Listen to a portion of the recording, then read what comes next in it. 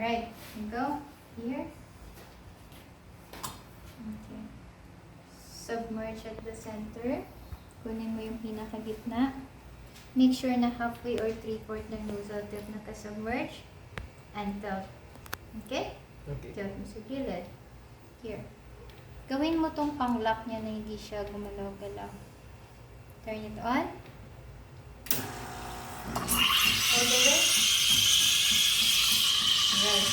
Next, lower your jab para mag-insert ka ng hangin sa gatas. Maririnig mo yan. Nakikita mong pumapasok yung hangin sa gatas.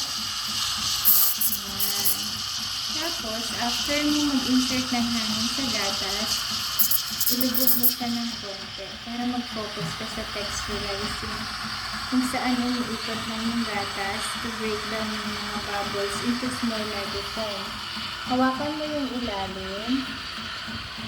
Turn it off. Iinit na kaya mo lang hawakan. Okay? Alright. Wipe it. Okay. Wipe up and down.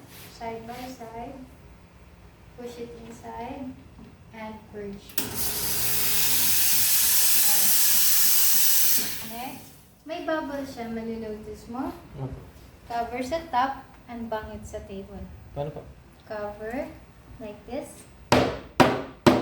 Okay, para mawala yung bubbles. Cover. And swirl.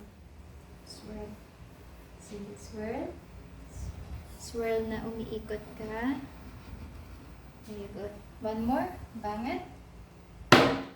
And swirl. Kailangan mawala natin yung malalaking bubbles. And swirl. Yung umiikot siya.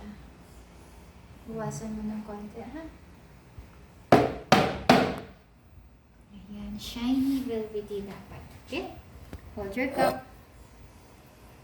Kaliwete ka na. Apo, kaliwete po. Okay. Alright.